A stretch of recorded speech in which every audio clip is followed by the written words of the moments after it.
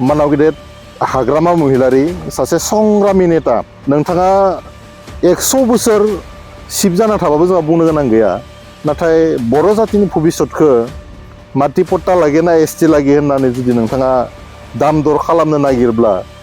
गाव पावाराव थानो थाखायल'सो बन्द'क दोननो नागिरोब्ला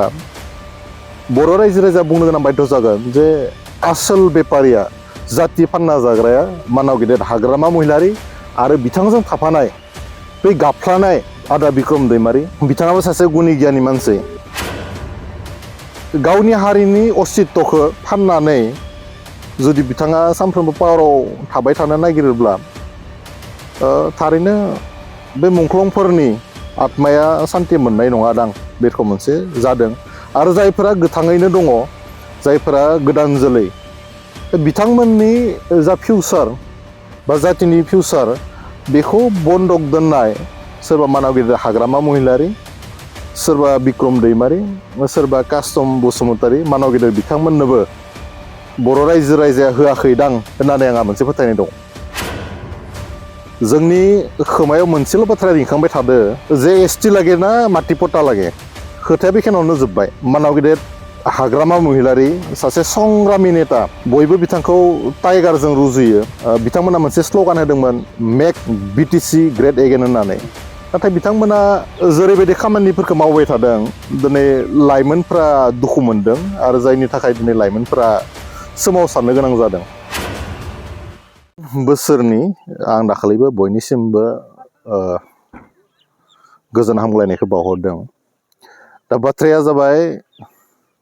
मिडियायाव बाथ्रा बुंनो जों बारा गोसो जाबांला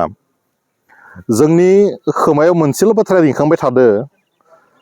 जे एसटि लागे ना माटि पट्टा लागे खोथाया बेखिनियावनो जोब्बाय मानाव गेदेर हाग्रामा महिलारि सासे संग्रामि नेता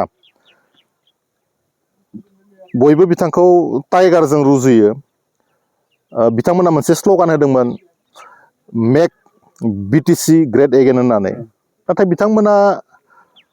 जेरैबायदि खामानिफोरखौ मावबाय थादों दिनै लाइमोनफ्रा दुखु मोनदों आरो जायनि थाखाय दिनै लाइमोनफ्रा सोमावसारनो गोनां जादों दिनैनि जांसाराव जुदि नायोब्ला मानाव गेदेर हाग्रामा महिलारि बिथांखौथ' जोङो समालोचना खालामनो हानाय जग्यतानि मानसि नङा थेवबो एसटि लागे ना माटि पट्टा लागे होननायाव जोंनि गोरबो बिखायाबो एसे बोरैबा नङा बोरैबा दुखु मोनखाङो मानोना जोंबो बर' न' डाउट जों मानाव गेदेर हाग्रामा महिलारि बिथांनि बायदि संग्राम खालामनो हायाखै नाथाय बर'नि थैया बिथांमोननियाव जुदि लिटारसे दंब्ला जोंनियाव एसेबाबो दङ लिटारसे जोंनियाव गैयाबो जानो हागौ माबा मोनसेथ' थै दङ बर' बिमानि गोरबोआवनो जोंबो जोनोम मोन्दों आंनि आफायाबो बर'मोन आंनि आइयाबो बर' गतिके गावनि हारिनि अस्तित्वखौ फाननानै जुदि बिथाङा सानफ्रोमबो पावाराव थाबाय थानो नागिरोब्ला थारैनो बे मुंख्लंफोरनि आत्माया सान्ति मोननाय नङा दां बेखौ मोनसे जादों आरो जायफोरा गोथाङैनो दङ जायफोरा गोदान जोलै बिथांमोननि जा फिउचार बा जातिनि फिउचार बेखौ बन्दक दोननाय सोरबा मानाव गेदेर हाग्रामा महिलारि सोरबा बिक्रम दैमारि सोरबा कास्तम बसुमतारी मानाव गेदेर बिथांमोननोबो बर' रायजो राजाया होआखैदां होननानै आंहा मोनसे फोथायनाय दं बिथांमोनखौ एसटि फाननो बा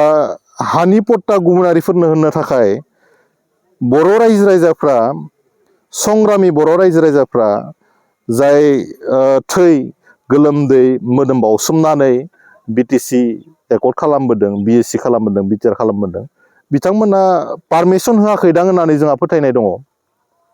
नाथाय बिथांमोननि जिथु माबा खामानि दामानिखौ जुदि नायोब्ला थारैनो बिथांमोना मोनफ्रोमबो जातीयताबादजों सोमोन्दो गोनां जोंनि जेनेरेसनजों सोमोन्दो गोनां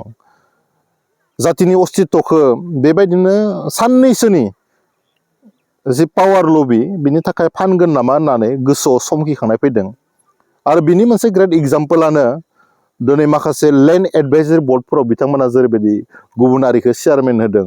मेन दायित्वखौ होदों बेफोरखौ नायोब्ला एसे बिखाया मावग्लुंनाय गिखांनाय फैयो बर' जातिया रावखौबो गियै मोनसे संग्रामि जाति होननानै जों मिथिबोदों खोनाबोदों। नाथाय मानाव गेदेर संग्रामि दैदेनगिरि हाग्रामा महिलारि बिथांनि जा मावनाय खामानिफोर बिथांनि डिसिसनफोरखौ नायोब्ला थारैनो जोङो बर' हिसाबै एसे सानखांदों। बेखौनो जों गले गले खावलायनो नागिरदों राजखान्थि भाबै नङा। नोंथाङा 100 बोसोर सिब जाना थाबाबो जोंहा बुंनो गोनां गैया। नाथाय बर' जातिनि भबिसतखौ माटि पट्टा लागे ना ST लागे होननानै जुदि नोंथाङा दाम दर खालामनो नागिरब्ला गाव पावाराव थानो थाखायल'सो बन्द'क दोननो नागिरोब्ला बर' रायजो राजा बुंनो गोनां बायध' जागोन जे आसोल बेपारिया जाति फानना जाग्राया मानाव गेदेर हाग्रामा महिलारि आरो बिथांजों थाफानाय बै गाबफ्लानाय आदा बिक्रम दैमारि बिथाङाबो सासे गुनि गियानि मानसि।